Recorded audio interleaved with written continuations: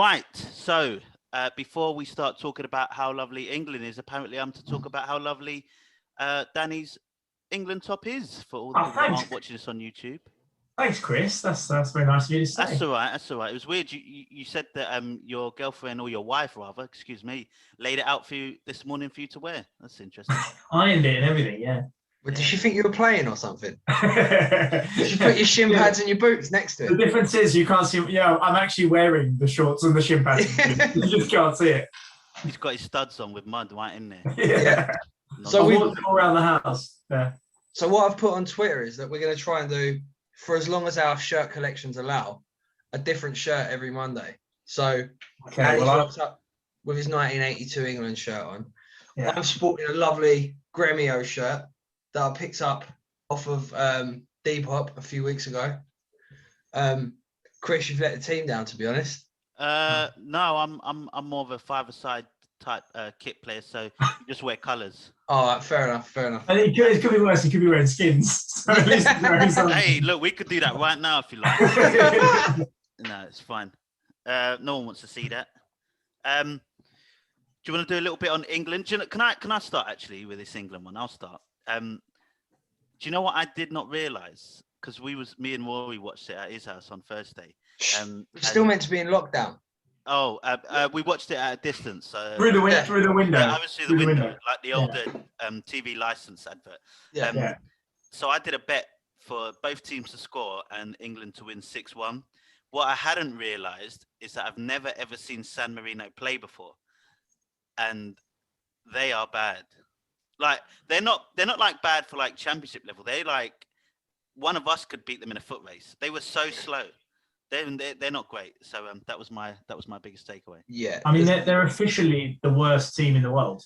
Officially. Oh really? Wow. Yeah. They are the bottom team in the world. Yeah. I saw England's team and I thought surely they're going to concede one, but yeah, I guess not. No. See, I too have never watched San Marino, and I don't usually watch internationals like that. Those type of internationals I may have on, but there's no point in sitting down and watching them. I mean, even though we did. We were talking about this while the game was on, and you said like, what sort of standard do you think they are?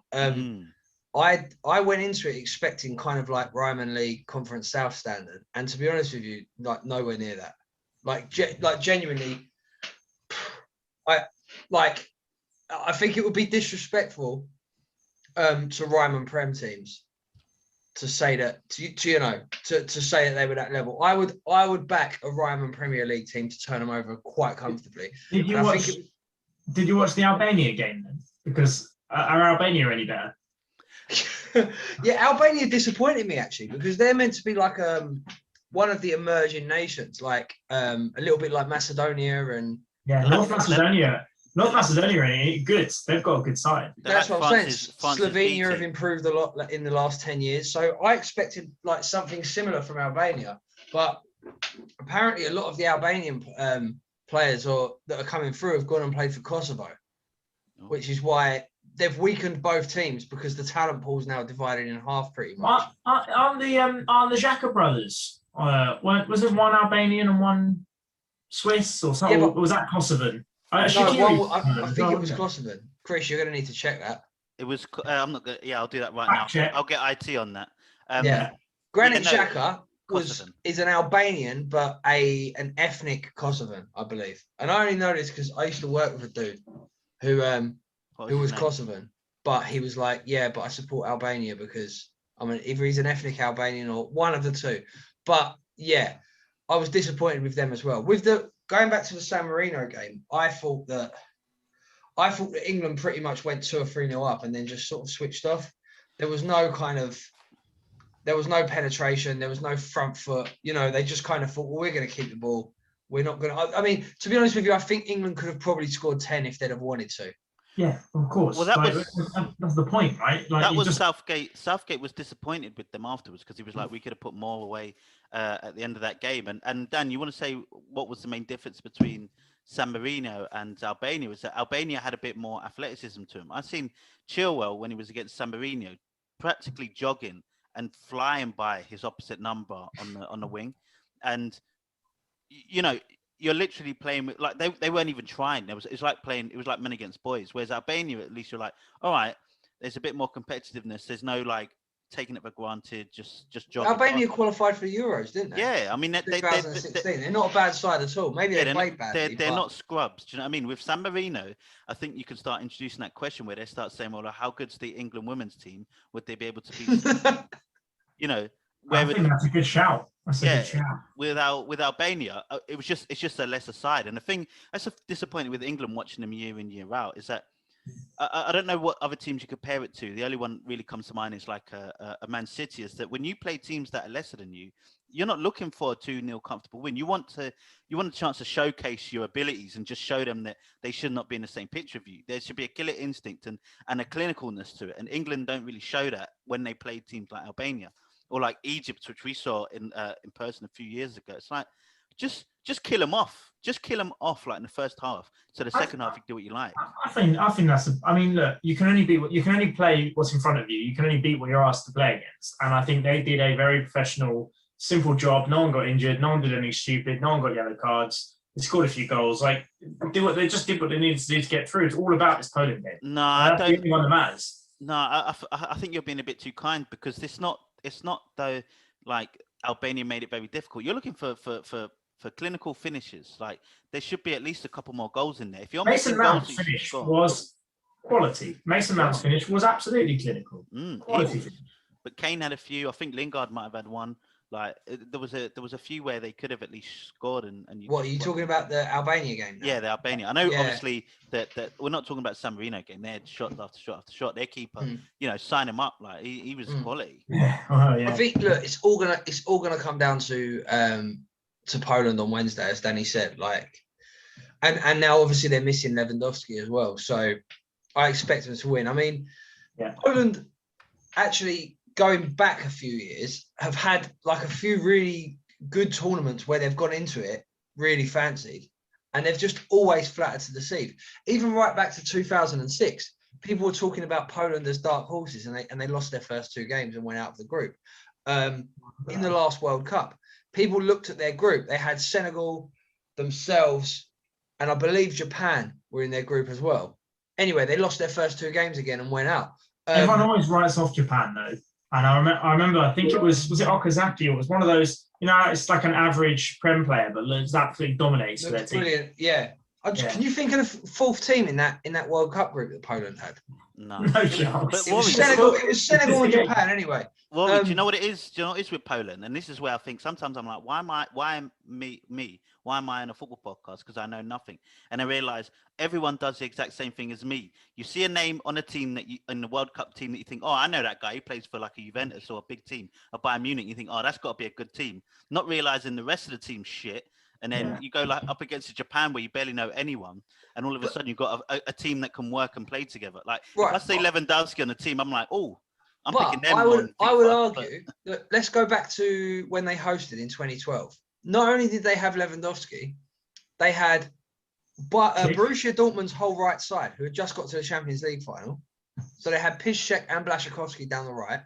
They had Zielinski in the middle, and a Braniak, who had just played really, really well for Bordeaux and was about to get a move, I think, to Werder Bremen.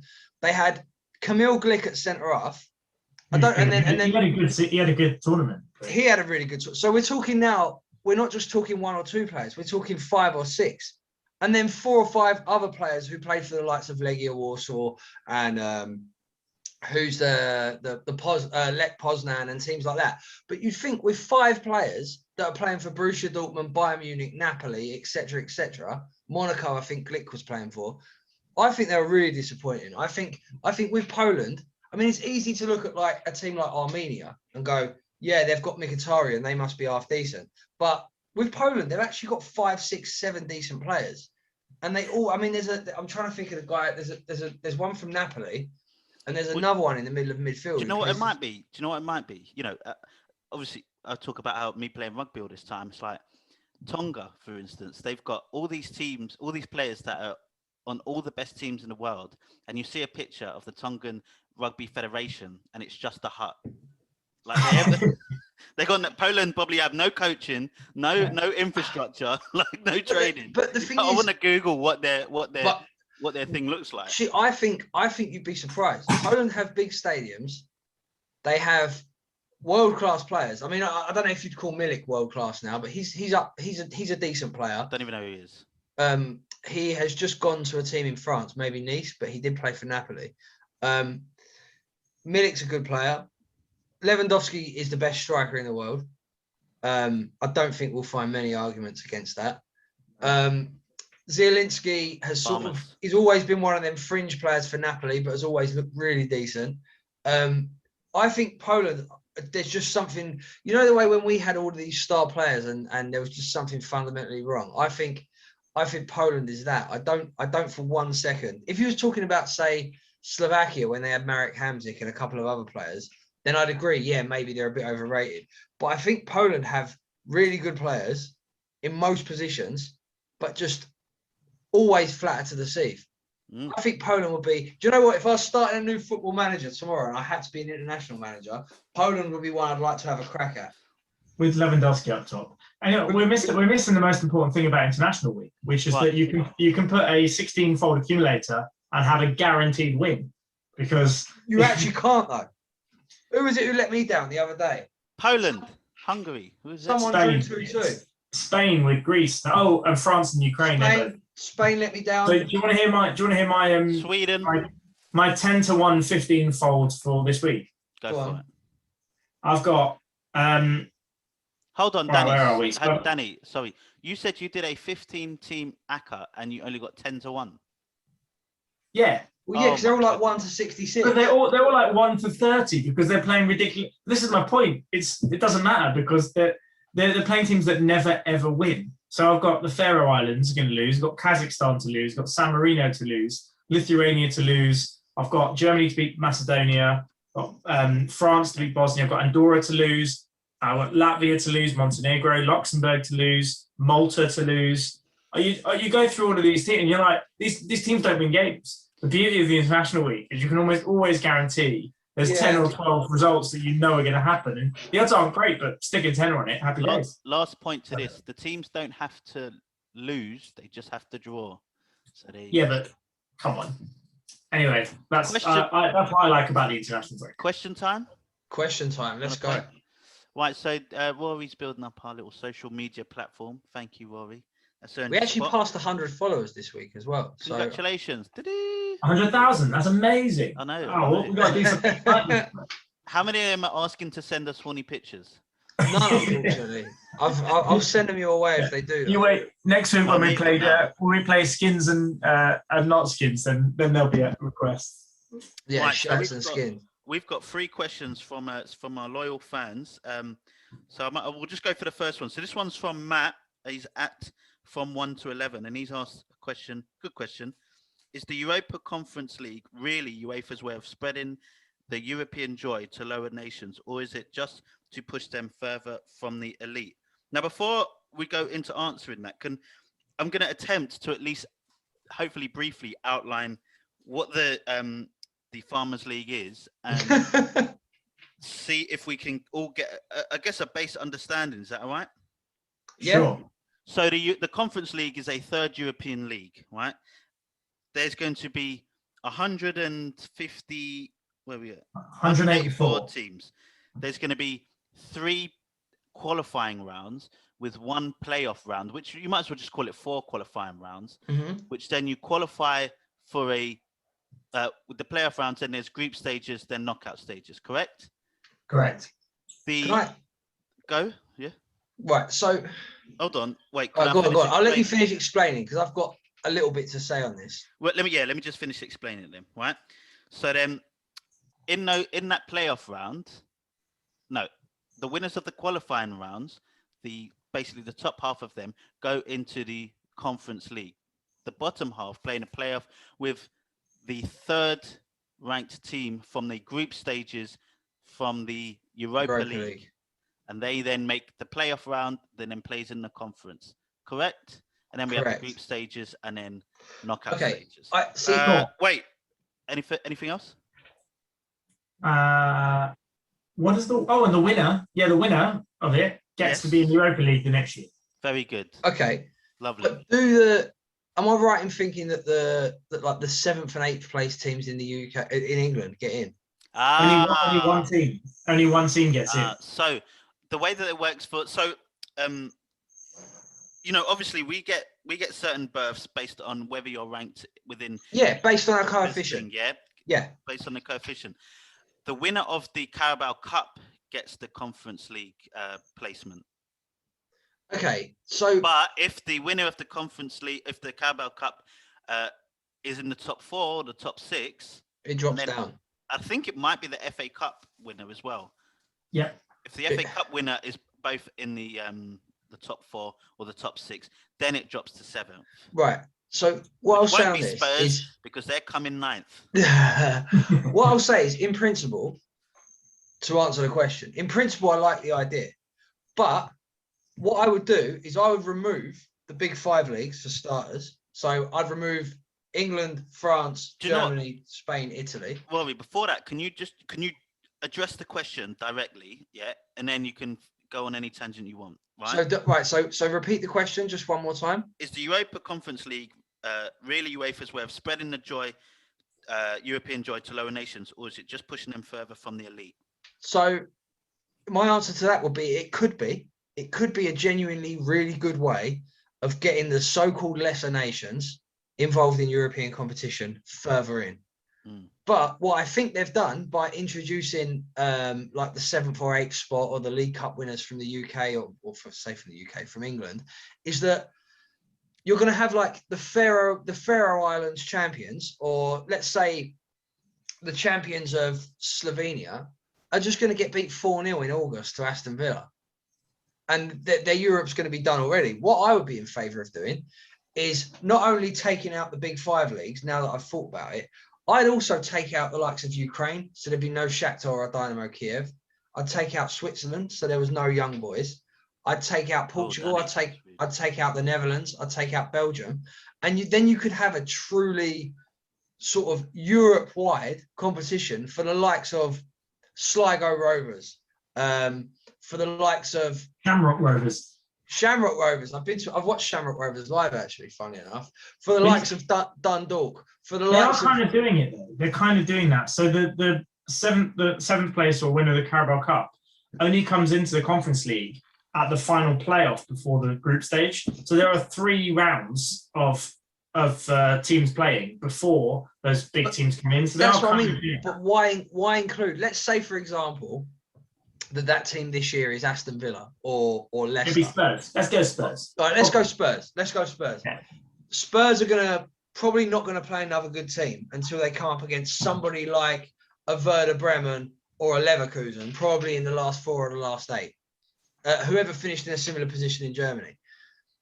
I just see that as pointless. Like, what do they get from hammering the likes? I mean, it's a bit like the early stages of the Europa League now. It's becoming almost farcical. Like, watching Arsenal stick 5 past Mulder, or I watched the game. We went to a game, actually, Chris. I can't remember who we played. Karabag, that was it, from Kazakhstan. Karabag. Genuinely. So Arsenal's kids beat them 1-0. Yeah, this was in the Europa League last season or the season before. Arsenal played their kids. It was 1-0, but it was the most one-sided 1-0 I've ever seen in my life. It was But you missed the single most important point, which is why they've done this, which is for these little clubs, which is that one game against Arsenal is the biggest payday they've got in the last 30 years and that they're going to get in the next 20 years. Well, they don't care if they get beat 9-0. Yeah, Rory, well, let me ask you this question then. As a darts player who's played at somewhat a high level, you can just lost out in the final, didn't he? To Aguero. Yeah. If you was given a berth in the World Championship darts at Ali Pali, right, in the first round, knowing that you was going up against Michael van Gerwen, and your payday was going to be 10 grand just for turning up, would you do it? Of course I'd do it, but I also think that there's like, for example, in the world, they invite the top 64. I'm talking darts now. They invite the top 64 players in the world, which mean that even Van Gerwen can't go up there and throw a 75 average and win. So that's what I would say. Whereas Arsenal, when they're playing the likes of Karabag, could go and throw the equivalent of like a 50 average and probably still win. Whereas if Van Gerwen's playing number 64 in the world, he's still going to have to probably throw a 90 or a 95 average to beat him. And I think that's the difference. I just but the top 64 are already playing in a different competition down the road. Yeah, so but I think maybe. But then I think if you take out the so-called big guns, then there's a chance for like Shamrock Rovers to genuinely Who's going to watch it? The difference there is why watch it? Who is interested in watching the champions of Slovenia against the champions of the Faroe Islands? Who cares? No one's actually going to watch it. Danny, I probably would watch it, but I do know what you're saying. Dan, do you think that it's spreading the joy? You think that it's creating a larger berth? It's obviously, I think it's obviously a moneymaker. We're talking about UEFA here. It's obviously all about money. For them, they're, we know that they're getting bribed left, right, and centre from every country going. So this is just another way to get the minor countries more money. I think there's an element of wanting to get football, in every area in the world and make it the first sport for all of these different countries. Fine. There will be lots of teams that will really benefit from this. Lots of the smaller teams we've never heard of, the Shamrock Rovers of the world, that will do really well because, as I said, they only need 1 or 2 big games for a big payday, and that will keep them going for a while. So if it's nothing but that, great. I think the problem you're going to have is the UK and the top league, Germany. You get like Aston Villa, for example, or whoever. Even they aren't going to be interested in that because they've got a Premier League to worry about. So even they're going to play kids. But I think the point is that they're probably not going to batter teams 9-0 because they're going to play the kids, and it's a good opportunity. It's just another opportunity for them. They'll probably be a bit pissed off that they've got more games, but they'll take it. I doubt they get paid much. The only thing that I would say is that the thing that made everyone used to hate the Europa League. It was Sevilla won it a few years in a row, and it was like, yeah, well, who really cares? But as soon as they made the Europa League winner get a Champions League spot, it suddenly became really valuable. All these smaller European teams, for them to get into the Europa League would be massive. Right? To get to the Europa League, because they could play United, they could play Arsenal's, proper big paydays. So for them, that's huge. That's an awesome competition to be able to get in, whereas they don't have anything right now. So, it's a bit long-winded. I don't know when they're going to, how are they going to show it on a Thursday when they've got all the Europa League games as well? But I guess it does also, I think they're cutting the Europa League in half. They're lessening the qualifiers from 48 teams to 36 teams. Yeah, so it'll be 32 probably, wouldn't it? 32 rather, something like that. There's a lot of arguments, people saying, the Europa League's too long, goes on forever, it's too many teams. So, it's an option. I like to at least they've come up with something. Where they're going to put the games, I wouldn't be surprised. I wouldn't be surprised if like an Amazon picked it up or some kind of streaming. Maybe, yeah. Well, the only thing I can't get my head around though is because of the nature of the people that lose, the third place person in the Europa League group stage then goes into the pot for the group stage of the Conference League, which means no, they're in the playoff. They're in the playoff game. No, I thought they'd then make it into the group stage. No. Because then the group stage is the top 16 of one, and the bottom 16 of another makes 32. No. So the sure? winners, positive, because that's because I thought that makes no sense. Because why would they be dropping down? They're going to be so even though it's 4 qualifying rounds, it is actually 2 in the sense that the winners of the 3 qualifying rounds is in the group stages of the Conference League. The third place finisher in the groups in the Europa League will then face the second place winner of these qualifying groups to have a 1-game playoff to then enter the group stages. So, for instance, Arsenal could come third, then into the group play into the playoffs, and lose against the team and not make it into the Conference League group stages. So this is my point: is that what's going to happen is you're going to have the Champions League and the Europa League group stages finished, and then the Conference League group stages are going to start. Because they're going to be so far behind that you're going to have like the Champions League knockouts. You're going to have PSG playing Barcelona while you've still got a playoff game from Karabag against whoever else. It's really bizarre. There's no way it can align with at least the Europa League and the Champions League align.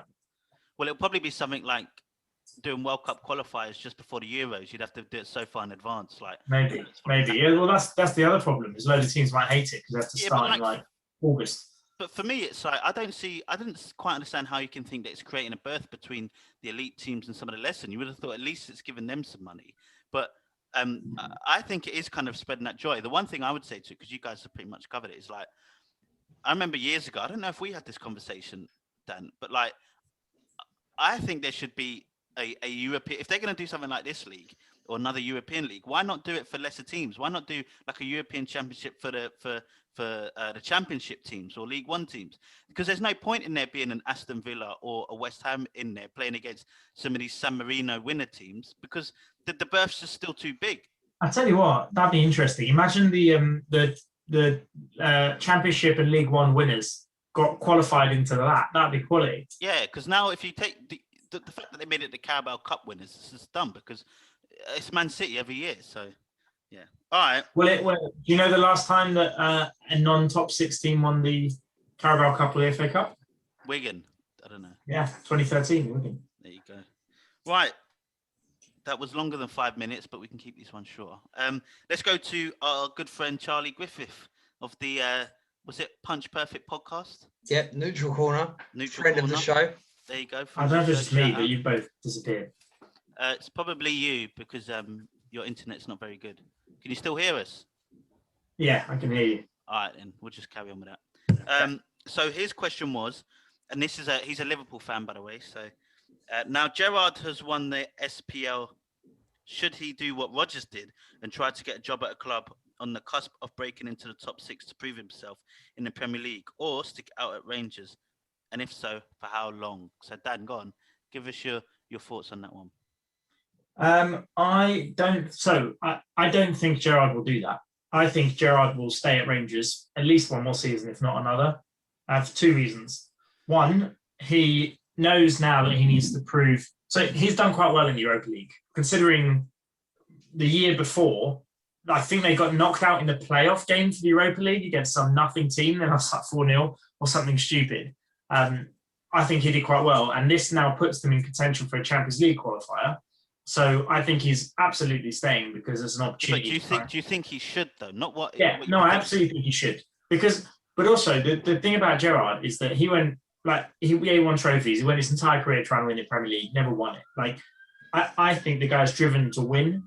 And are you going to go and stay with Rangers, potentially go and win a few more trophies, the Scottish Cup, the Scottish League again, prove it wasn't just a one-hit wonder, prove you can do it again, and maybe give yourself a shot at the Champions League? Or are you going to go and take an Aston Villa or whoever else are willing to take a chance on you, where you can pretty much guarantee in the next 2 years you're going to be fired because you're never going to win the league with them. The chances of winning a cup is so unlikely. What's the point? Rodgers is slightly different. Rodgers he'd been at Liverpool. He's been all over. He's coached Chelsea for a long time. I think it's very different. He was ready to step up and go, look, I can take a club and I can build it and I can go and win stuff with them. Gerrard's just like second, third year of management. There's no way he should be doing that. He should look at Lampard and learn a lesson. He should not be doing that. Yeah, I think stay where he is, build a dynasty, and then go. Yeah, I think he should stay at Rangers. If not, like him and Rodgers' situations are very different. And we did the comparison a while ago. Out of Lampard, Gerrard, and I think it was Wayne Rooney. Like, who's going to be the better manager? But yeah, learn from Lampard's, I wouldn't say mistake, but just learn from his experience in the sense that the Premier League isn't the same as the Scottish League. I mean, if we're going to do the comparison game again, where would Rangers sit when it comes to the English League? I don't know if would they in relegation battle for the Premier League? Would they be in the Championship? Maybe, but then if you gave Gerrard, I mean, I personally think Rangers have some really good players. Like players like Morelos and Tavernier, and I mean, there's even an argument that the likes of Ryan Jack could step into the Premier League and be effective. But I think what we're missing with Gerrard is eventually he's going to want to be the Liverpool manager. Of course he is. And where we're getting conflated with Lampard is that Lampard probably didn't have Chelsea on his radar that early. Yeah. But Chelsea turned around and offered him the job. And if you're Frank Lampard, you don't turn down the job. Absolutely. Of course you take. And the same with Gerrard. If they were to sack Klopp in the summer and then come to him. Of course he takes that. But that's not the question. Do we think he should go and do what Rodgers did and try and get a club on the cusp of top in that case, no. I'd wait for the Liverpool job. I think if he sits tight for 3 or 4 years, I think eventually Klopp will either go to the likes of maybe like a Real Madrid or a Barcelona, or maybe he'll take the Germany job. I definitely don't think Klopp will go to Bayern Munich having managed Borussia Dortmund. I think that's out of the question. Maybe a Juventus. But anyway, I think Klopp will move on eventually, whether it's to take the Germany job or whether it's to take a job like that. And then I think Gerrard, if he carries on being successful, will be the next point of call. So I don't see what Gerrard has to gain by going and taking like an Aston Villa or a Wolves. For me, like I'm outside of being an Arsenal fan and wanting success for Arsenal, I really like Gerrard. I've always had a real good soft spot for him. I want him to go into that Liverpool job, like ready to take it on and do as best as he can, because he wasn't able to win a championship with them as a player, but if he was able to do that as a manager, I personally would love that for him. And I'd love that. Yeah, but how far along would that be down the line? Because you're thinking like, what, 10, 12 years where he might have the experience and the cachet? Because I know there's a lot of managers that go around, but surely it takes a manager some real experience. This is his first big job, isn't it? This is his first managerial job. I mean, he's like a few years older than me. Like, you always imagine good managers with grey hair and weathered look like they're closer to 50 than they are to. But then there's a lot of good young managers about now. Like, I mean. Yeah, but Rory, good young managers and managers that are actually going to win you Premier Leagues, that are actually going to win you European Cups and silverware. I mean, like that. There's a big difference between being a good manager, being an Eddie Howe, for instance, who is good for Bournemouth, and actually being a big six, a big four, one of the biggest clubs in the world type manager. That's a whole different beast. But Gerrard's already got the name, so it's not like I'm gonna sound like I'm digging him out. An Arteta who doesn't have anywhere near. I've timed that. How long did it get to? Arteta doesn't have anywhere near the pedigree when it comes to his playing career of Steven Gerrard. I mean, Steven Gerrard, we're talking about an absolute legend. And for every example where you can say like a really good player has flopped as a manager, you've only got to look at Zidane. And I think once a player's of a certain level, i.e. Zinedine Zidane, Steven Gerrard, when they walk into a dressing room, they command respect automatically. But that only lasts so long. Like it does. But then, I mean, I guarantee you, for example, the likes of Marcelo and Ramos, because they're a couple of years older than us. When Zidane walked into that dressing room, they'd have been thinking, fucking hell, Zinedine Zidane. Because as much as they're already superstars in their own right, that happens. You hear it in multiple sports of a player like Zidane, and it will be the same as if Messi ever decides. I mean, I can't really see. But how's that worked out for the Zidane so far? How's it worked out? Pretty well. He's won 3 Champions Leagues. he sent Bale back to Spurs, so he's exactly. So he's done that. If you'd said how well has that worked out at Juventus this season, then maybe I'd buy it. But that's I mean, Juventus is again Juventus of. I mean, but then there's no saying that Pirlo won't get it right eventually. Yeah, he won't get it right eventually. You don't think so? Anyone that doesn't play Dybala at Juventus doesn't know what they're doing. Big statement. I'd love to and I'm not disagreeing with you with Dybala. I think Dybala's a great player, but if you're saying that you think Pirlo will not have a decent overall managerial career, I wouldn't necessarily disagree with you yet, but I would hold back on that. I'm not suggesting he'll have a terrible career. I just don't think he's good enough, experienced enough, whatever. He's just got the Juve job because of who he is. Yeah. And they hope he'd go and do as Zidane. But you can't play Kulusevski right wing back and expect to win. Right. Yeah, I saw that the other week, actually. That is a That's for another day. Yeah. Next week, one of our big fans could write a question about how good Pirlo would be as a manager. Yeah. We've got off topic, but I believe we've answered that question. Just a little bit, yeah. Yeah. Maybe. I mean, I don't know.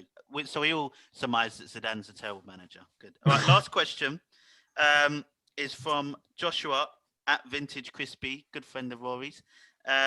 His question is, so look, I'm going to read this question out. I don't know whether it's a bad question or because it's a bad question or because it seems like it's 2 weeks late now.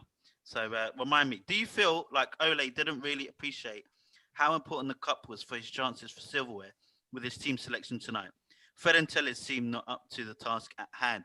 I'm assuming, Rory, this question was from when they played AC Milan in the second leg of the Europa League, which they won and went through.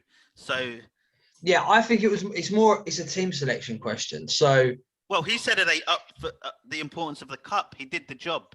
So if they lost, I could kind of understand that question, but they won. So he clearly, his priorities were measured well enough to actually get through without necessarily playing his A-star players.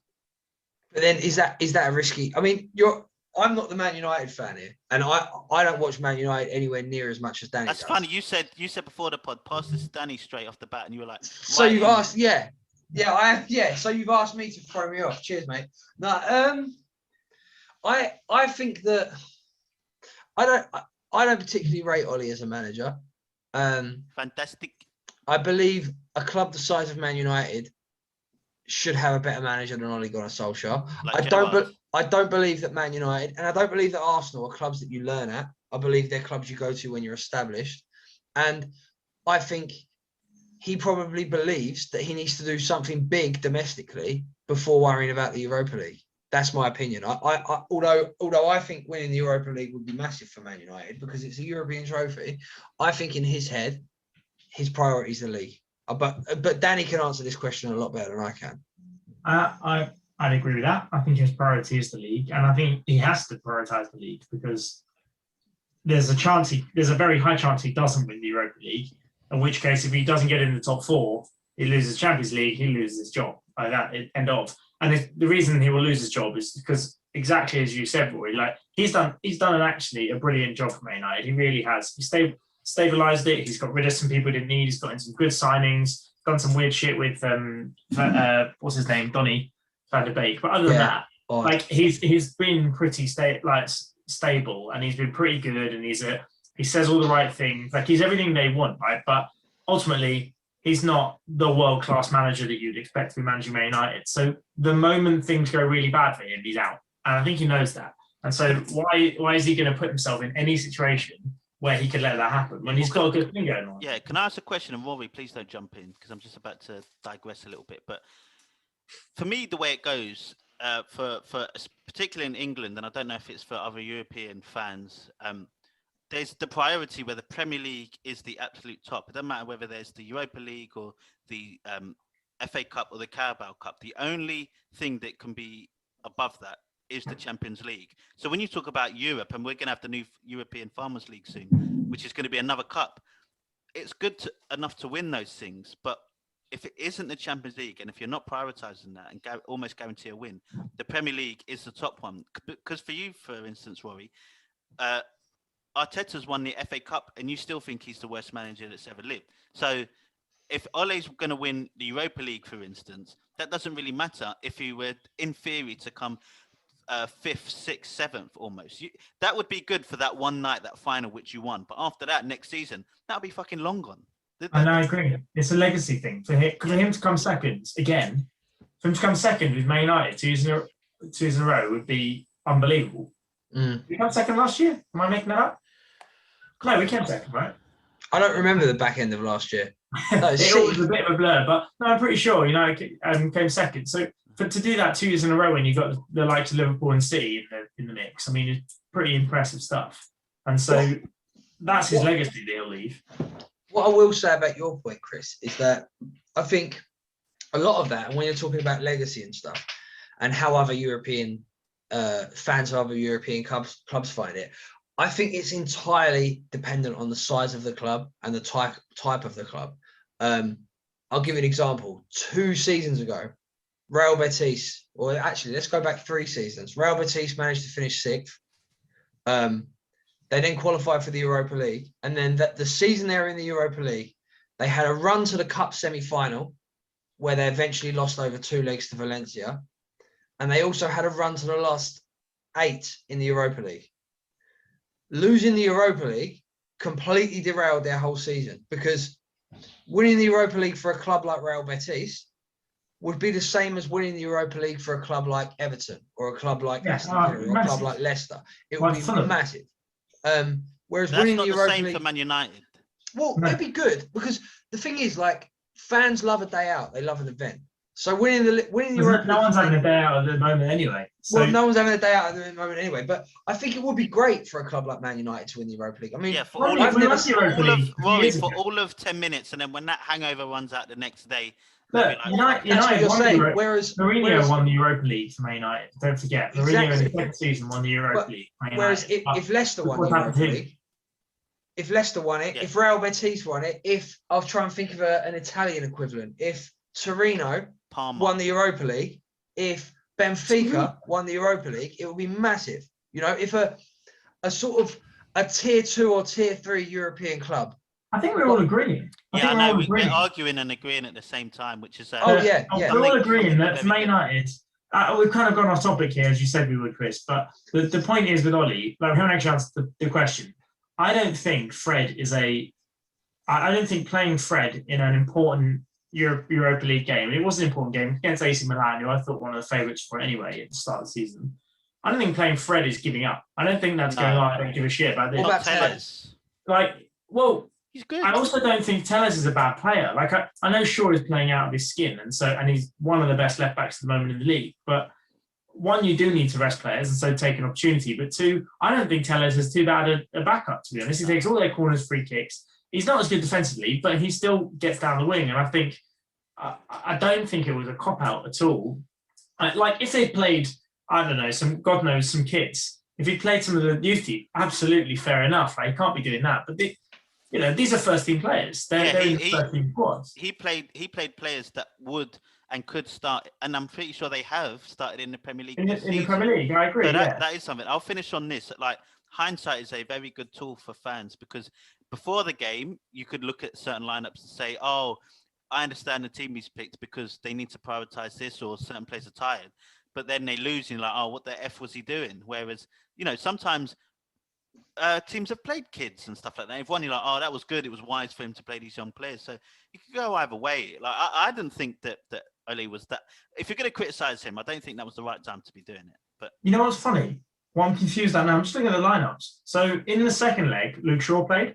So we must have been talking about the first leg with Alex Tellez played, but then Matic played over Fred. So I'm really confused by this question.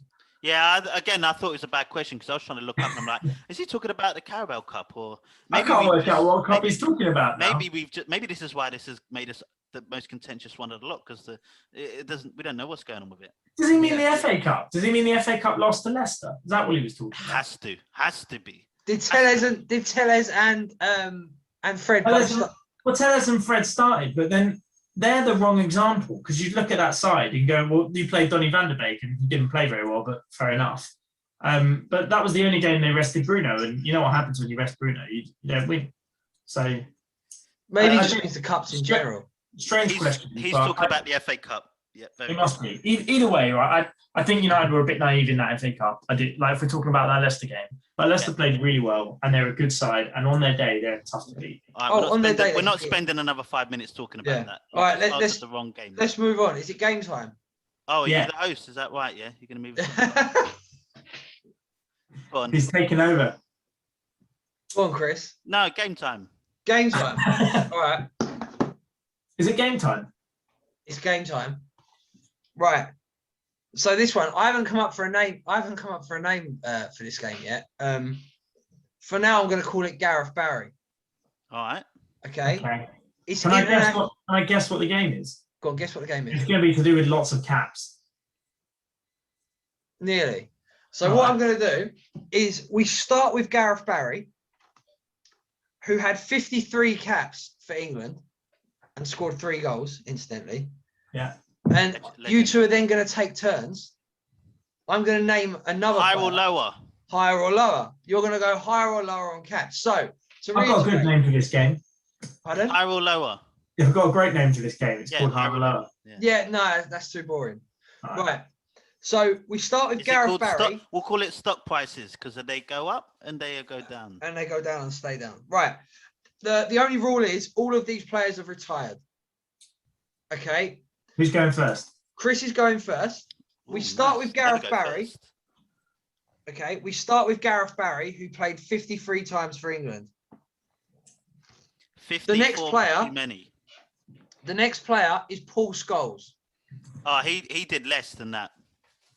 You're saying less than? Yeah, travesty. Less than 54. 53. 53. Right. Paul Scholes played 66 times for England. Oh, Just about and said, scored no, 14 goals. So that's there's absolutely no incorrect. chance he had less than 50 caps. Okay. No way. The next player, Danny, How many was his? 66. 66 was Scholes. All right. Yeah. The next player is Argentina, Valencia, Real Zaragoza, and Benfica. Playmaking genius, Pablo Aimar. Oh, I thought you were going down the Riquelme route for a minute. No, Pablo Aimar. Aimar. How many caps did he have? Higher or lower than 66? I mean, Jesus Christ, for Argentina. Wait, I think he played from quite young. Tiny guy, wasn't he? Yeah. Aimar. Big hair. Yeah, probably four. more. I'm going to go more. Higher. More than 66. He actually played 52 times. Oh, What is this, Danny? More or less or higher and lower? Come on. I don't know. What I will say is that he was unfortunate in that he came along at exactly the same time as the likes of Riquelme, Veron, and even Simeone when he first came into the team. So he was struggling for game time in the midfield. We've gone from Gareth Barry to Paul Scholes to fucking Pablo Aimar. Yeah. So I think he did quite well to get 52. All right, Christopher, all right, tied at 0-0. Pablo Aimar got 52. Carlo Ancelotti, higher or lower than 52? Jesus. I'm assuming he played for Italy. Well, yes, but no points for that. Higher or lower than 54? Higher or lower than 52? Let's go for less. Correct. Yeah. Carlo Ancelotti played 26 times for Italy. Do you know what? I was going to say 27. Oh. Right. He played 26 times for Italy, scoring 1 goal. That's good. He was a centre back, wasn't he? He was a striker, weirdly. So I don't know how he only managed 1 goal in 26 games. That's why he only played 26 games. That's why he only played 26. That's why he's a good manager, because he's a bad player. Okay, Danny Gazet, Mauricio Pochettino, higher or lower than 26? Ooh. I remember him with his headbands playing for Argentina. For Espanyol as well. Espanyol. That's why he hates Barcelona. He played a fair bit during those years. How many more? 26? Oh, yeah, more than 26. I'm going higher. Ooh. Incorrect. He played 20 times. The reason you remember is because he played in a World Cup. Played against England, didn't he? Yeah, in the World Cup. Yeah. In '98. That's why you remember him, because he was playing in the game Beckham got sent off. Yeah, exactly. Yeah. And again, another one, a really good player, but he was probably unfortunate that he came along at the same time as people like Walter Samuel. I can't think of the other Argentinian centre back around that time, but yeah, just quite unlucky that he came along at that time. Who? PK. No, wasn't it the guy with the blonde? PK Spanish. Big blonde hair. Cafu. Oh, Anyway. you're thinking of Ayala. Yes, I'm thinking of Roberto Ayala. Ayala. Yeah. Yeah. Right. So, Anyway. Chris I'm not Alley. doing very well here. Chris Alley. Michael Ballack. Oh, that's higher than 20.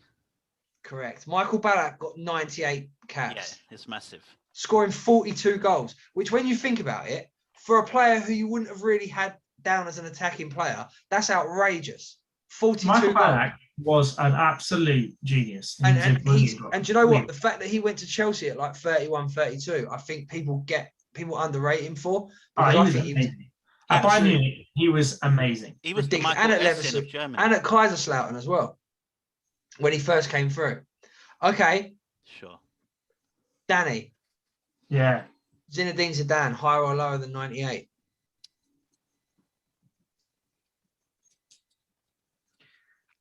He started late. Did he break 100? He must have done. How many World Cups did he play in? Yeah, I'm gonna go higher. Zinedine Zidane played 108 times. Oh. So that is correct. That is big. That is big. That is a big hole. That's put you right back in it. It's 2-1 at the minute. As I move on to Chris Alley's question. Marcelo Salas, Chilean genius. Higher or lower than 108? Chris doesn't even know who that is. Correct. Marcelo Salas, Chile genius. Well, he clearly is a great guy, so I'm just going to say higher. Lower. Salas got 70 caps. Jesus Christ. Christ. considering they didn't actually qualify for that many World Cups around that time, I was But quite surprised. When did they have the South American CONCACAF or whatever it is? Like, Yeah, they would have. He would have played in a couple of Copa Americas, but they missed. I think they qualified for a World Cup in '98, and then I don't think they actually qualified again until 2010. So they went 12 years without playing in a World Cup. I'd have to fact check that though. Yeah, all right. We'll So- get IT on that. Still 2-1. Marcelo Salas got 70 caps. Danny Gazette. Christian Vieri, higher or lower? Don't know. Who No, it is. you always used to play with Vieri on Pro. Do you remember? You always buy him on Pro, Vieri. He's awesome. And on Footy Manager as well. Vieri was outrageous. Yeah. Christian Vieri. I don't remember him playing that much for Italy. Arsenal legend. I don't reckon he got 70 caps. I don't remember him playing that much. So you're going lower. I'm going lower. Correct. Christian Vieri played 49 times, which sounds like not a lot, but then when you consider around that It sounds a era, lot. they had Del Piero, they Yeah. had Montella, they had Inzaghi, they had Baggio. Francesco Totti. I've probably missed Baggio one. would Baggio have still been in his heyday? Maybe a bit Baggio, late. yeah, because Bit late. Baggio would have been early 90s, and Vieri, because I had to Wikipedia all these players earlier, was born in 73, so he'd have been Fucking hell. early 20s when Baggio was at his peak, around 94. So, yeah. So it's 2-2. I was sort of Roberto Baggio. He always used to wear really baggy tops, innit? Well, that was more the era than his. Yeah, era. that was It's the Roberto 90s. Baggio. That was the if any of our listeners know where to get hold of one, a 1994 Columbia This isn't a drug channel, mate. Carlos I was gonna say, Valderrama shirt. Yeah. I thought you I had a will pay- girlfriend. I will pay silly money for a Carlos Valderrama shirt with his Why?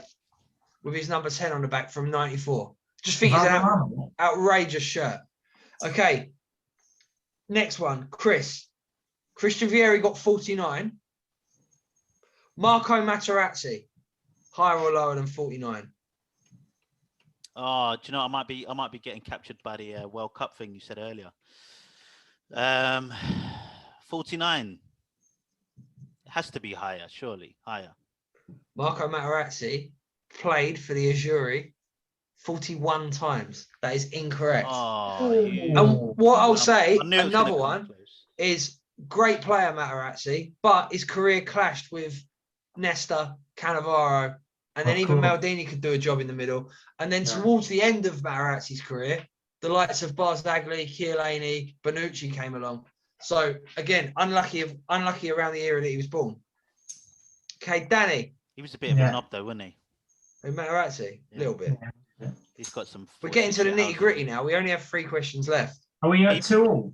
How You're many at caps 2-2. did Nitty Gritty get for It's poised. Ghana? Xavi Hernandez. Xavi. He played a ton of times. Xavi is in the As Barcelona. in the Xavi. Higher than 41.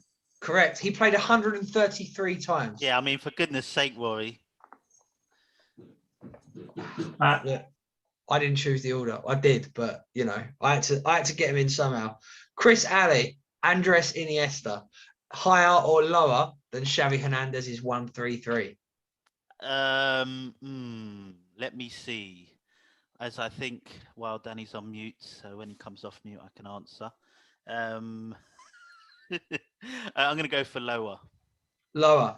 Andres Iniesta played 131 times. Ooh, dearie. Right, it's close. That Which is very close. Are either you two surprised at that? I assumed Iniesta would have more.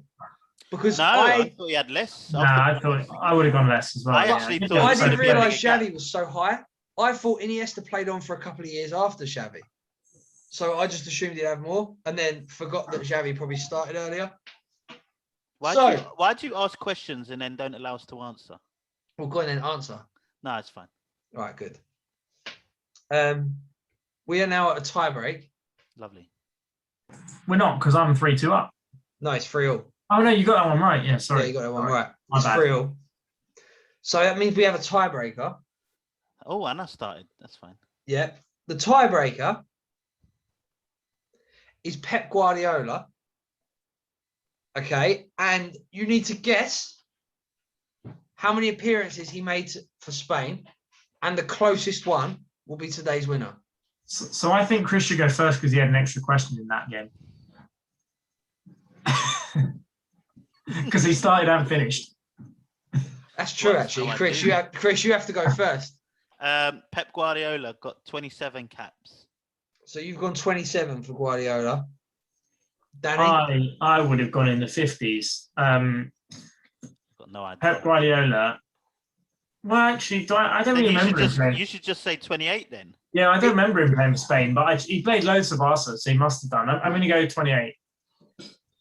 Pep Guardiola played 47 times, Ooh. which means today's winner is Danny Gazet. Yes. I would have got, for what it's worth, I would have said 50, so I'd been much closer. Yeah, you'd have been much closer. Very good, very good. Some well done. blast from the past in there. Yeah, I tried to vary up a little bit. I thought it was going to be all England. That's tough. Yeah. Right, good game. Very good game. I thought you were going to do the one we talked about yours. No, I was going to do that, then I forgot what it was. What did we mention at mine? It was shirt numbers. I was going to do something to do with shirt numbers, but then save it for another day. We'll save it for another day. There's only 4 of us, so it'll be my turn in a month. Yeah, we haven't even mentioned Mark, and we've got an hour and 10 minutes into the pod. Right. Yeah, Mark's not here. He's just not his usual quiet self. He actually isn't here because he's playing football. So he thought, why don't we try a threesome? And then do the pod. Hey, good one. Set that up. I'm glad you took that one. You're welcome. Right, let's just go with front 3, back 4 then. Sweet. Yeah. Rory, you happy if I go first? Yeah.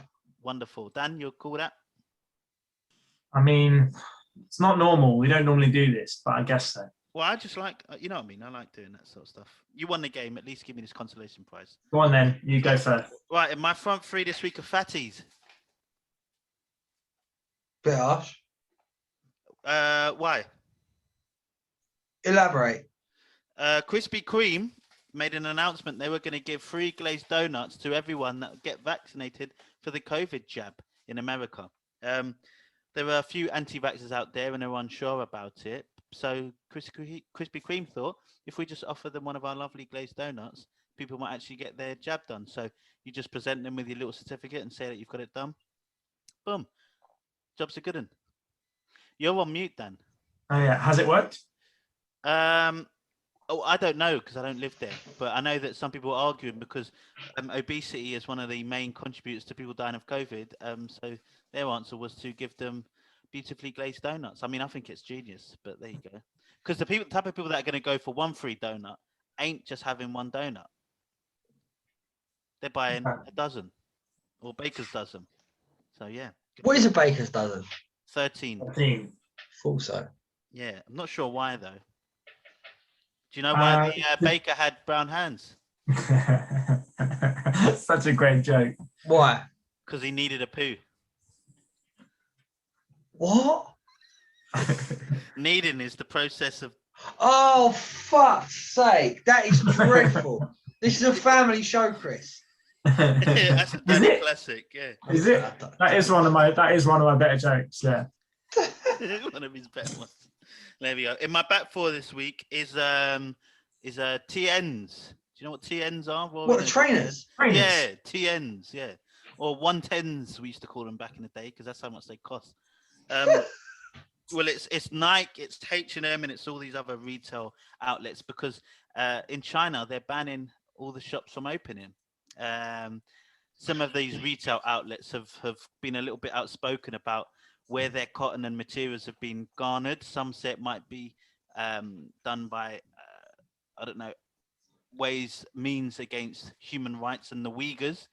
And China doesn't like that. China doesn't like Nike and H&M speaking out and saying, maybe you should change your business practices. So they're stopping people from going to their shops, closing them down and stopping deliveries and stuff like that. So unfortunately for us, that means our 110s are probably going to cost 200 because we also can't benefit from slave labor. So it's unfortunate for us, but hopefully something good happens from it. So yeah, you might have to buy more of your secondhand football tops, Rory, because you ain't going to be able to buy a new one. Cheers for that. That's all right. Go on. Who wants to go next? Go Go on, on. Danny. Go on, Okay. Rory. All right, Danny. Okay. So in my front four this week, my front three this week, even thing that's excited me this week is Formula One, because we are all sports here, so all people. I know you two don't. I know you two don't care, but the I Formula like One. driving. I like racing. Don't give me that. The Formula One is back, and it did not disappoint. Oh, I bet it didn't. It did not. It was fucking great. How many circles did they drive in? So many. It was like 50 plus circles. Fucking awesome. I love it. So there's been obviously everyone knows that Mercedes have been winning for the last decade, basically unchallenged, and everyone thinks it's very boring. It's because they got the fastest car, innit? Yeah, well, so the FIA, who are like the FA, but the FIA, have changed the regulations this year. Basically, they've found a loophole to make it so that Mercedes aren't as good as everyone else, and they've brought the whole field back together. And it was super exciting because Max Verstappen in the Red Bull was the fastest all weekend. He was on pole. He should have won it, and he crumbled. And he should have overtaken. He could have overtaken Hamilton on the third to last lap. He went off track, had to give the position back, then messed up and never caught. Hamilton outdrove him in the last lap and beat him. And everyone was going crazy because Hamilton proved just what an amazing driver he is, even without the better car this time. He still won. I think that's unfair that they've added an extra loophole on the track for Mercedes to drive. Yeah, they've got to do an extra loop. Yeah, that's unreasonable. Yeah. But what's this loophole that they found? It's not a loophole. They basically changed the regulations to say like a car can't have a certain amount of whatever, and it just so happens Mercedes are the ones that have that thing on their car, and it gives them their advantage. So, how terrible is there been discussion in F1? But how terrible will it be when they eventually all go to e-cars? Well, there's already Formula E. Oh, really? Wow. What is an e-car? For those of us that don't know anything about motorsports, electronic car. Yeah, you don't need to know motorsports. You need to not live under a rock. E-cars. Yeah, well, those races will probably last about 15 minutes, right? What? Yeah, so need to recharge. Yeah. Well, esports. So the reason esports launched was two things. One, every single car is identical because everyone argued, it's not fair. Like if you give good drivers all the same car, then we'll really see who's the better driver. Turns out no one really gives a crap because it's really boring. So I'd much rather Formula One. It's that I love it. It was back this weekend. It's now off for 3 weeks, but it will be back again. And didn't disappoint. There's now a F1 fantasy thing where you can pick your F1 players, which is just down my street. So love it. Such losers. Go on. What's your back four? In my back four this week, you have to bear with me here, Chris. Just this is big stuff. My back four is Fiat, the car, specifically the Fiat 500.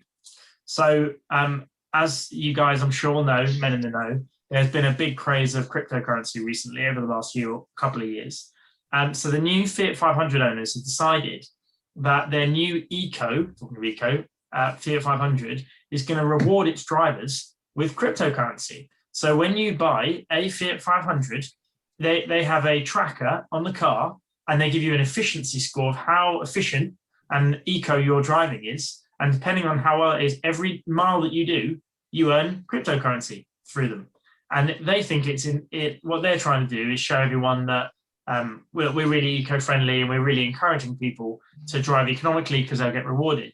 The thing they've completely missed is that the inefficiency of cryptocurrency is so massive that the amount of energy used just to create one Bitcoin is more than like the entire energy that China uses in a year.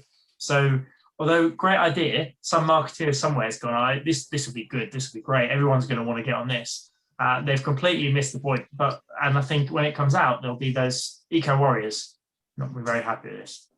Well, I think the eco warriors probably would be fine with it because they like to make movements based on half knowledge. So they'll have the good half, but they'll ignore the bad. And if that's the case, then they've done a fantastic job. Also, I would just push back and say that not everyone would want fiat coins. So I don't care who you are. It's not a fiat. Idea. It's not a fiat coin. It's not their own coin.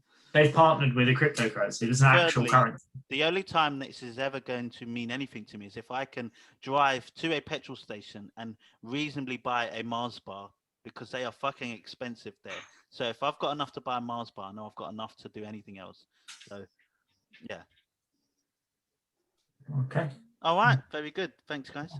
Rory, finish us off. Mine are both football related. All right, go for it. Yeah. Good. Nice So change. in my back four today is, and I've been meaning to do this for the last 2 weeks, Mr. Relevant. Agnelli, who is the chairman of Juventus, who wants a locked in. But actually, he owns Fiat as well. Yeah. Look at that. It ties in with Danny's one. Simpatico. So this knobhead wants to. Also rhymes with Danny. Go on. Yeah. Wants to make the Champions League a closed shop. I just absolutely hate it. What do you mean, like a ring fenced it? No. Ring fence the Champions League. He wants basically to choose 8 or 12 teams who are the biggest in Europe, and he wants to exclude everyone else because he's a greedy bastard who wants the Champions League money guaranteed every year. For people like me, and actually you two as well, I know you both quite well. Sometimes the best stories of a Champions League campaign is to watch the Ajax or to watch the Atalanta or to watch the Napoli when they haven't been in it for a few years, have a run to the quarters or semi-finals. And you two and my other mates as well, who are massive football fans, I know that's something we all enjoy and we all love to see. So by making the Champions League a closed shop, it just, to be honest with you, will just make it a shit spectacle compared to, if we're watching Atletico Madrid against Bayern every year or Barca against. Think about the winners. Like when you think about upsets in the Champions League, you think about the Porto with Mourinho. You think about Monaco. You think about like the times when there were proper upsets. It was proper awesome. That's what it's all about, and that's the magic of it. Yeah. It's although we won't have a situation where Everton gets in the Champions League and just. But you know what? If Ancelotti gets Everton in the Champions League and then gets them, they've probably earned it and probably deserve it. And they'll probably have a good enough team if they get there. That's the difference. If they're there, it's because they're good enough, and if they're doing well, it's because they're good enough. Well, just because they haven't got a Juventus badge. I was referring to the Everton way back when they made it and just did absolutely nothing with it. Yeah, but then saying that, like, I love watching Ajax get to the semis. Obviously, I hated watching them go out to Spurs, but I love watching Ajax the other year. I thought that was such a well-balanced, nice, organised, but free-flowing football team. The likes of... I know it's a bit sad, actually, because Van der Beek's obviously having problems at United now. De Ligt is not really pulling up any trees at Juve. And Frankie de Jong's starting to pick up. He did all right in the second half of the season. But he did get shoved out on the right wing, which I thought was the most bizarre tactical move ever. And ZX finally got his move, but he's been injured for most of it. But he's been injured. Yeah, I feel like that team's sort of like, it was greater than its parts, because since it's been dissembled, the players haven't done that well. But yeah, I love that. Back four, Rory. My front three, you mean? Front three. Yeah, what's his back four? My front three. It's a bit of breaking news. I don't even know whether this counts as a front three, but I just wanted to eulogise and pay homage to... Is it the Aguero news? It is the Aguero news. I just wanted to say, basically, I've always believed that Aguero is a top 5 Premier League striker of all time. I think the man's an absolute genius. I've followed his career since he broke onto the scene playing for Atletico Madrid. Actually, my mate Charlie, if he's still listening an hour and 10 minutes in, will tell you that I once, in about 2009, declared Aguero better than Messi, because Atletico, I know that was a big statement at the time. Atletico Madrid had just beat Barca, the Barca, with Iniesta, Yaya Toure, Xavi. Atletico Madrid turned them over 4-2, and Aguero scored a hat-trick. Back when we could watch... Yeah, back when we could watch Spanish football on Sky TV on a Saturday night. I don't know if you remember, a long time ago now. I remember that game. Yeah, and I declared Aguero the best player in the world after that. I just think he's an absolute genius. I think we didn't see enough of him and Messi in an Argentina shirt together, because there was always a problem with Argentina of trying to shoehorn as many attacking players into a team as possible. So we saw Higuain in there. We saw Maxi Rodriguez in there. We saw, my one biggest regret is that we never got to see a front three of Riquelme playing behind Messi and Aguero, because that would have absolutely torn everybody apart. But yeah, I just think he is one of the greatest Premier League strikers of all time. I think he's one of the greatest Argentinian players of all time. And wherever he goes, I wish him the absolute best of luck. because So he's Chris- Just so everyone knows, the news is he said he's going to leave Man City at the end of the he's going to leave Man City. Where do you lot think he'll end up? Depending on what happens to Suarez, he could go to Atletico to finish there. They'd probably take him. 100%. I'm just going to say any random club because I just found this news out now, and I'm going to say Paris Saint-Germain for no apparent reason. I'm going to say he goes back to I Argentina. love how Danny took that as a serious answer. He's like, And let's I debate think that for another 10 minutes. I think this is going to be a massive statement. And clip this up, Christopher Alley. Ooh. He's going to Man United. In 3 years' time, Messi and Aguero up front for Newell's Old Boys. You heard it here first. Oh, massive news. Massive news. We are going to write that down and make sure we remember. Write that down. Yeah, Right, with Messi- Bielsa, with Bielsa Messi the and- manager. Yeah, Right. Messi and Aguero up top for Newell's. Very With good. Riquelme in behind. With a 50-year-old Riquelme in behind. Good. And Canales on the bench. Lovely. So let's what we'll do is we'll wrap up now. Next week, listen up because next week we're going to argue who's the best football player ever, Ronaldo or Aguero. All right. See you guys next week. Bye. Thank you. Bye. Right.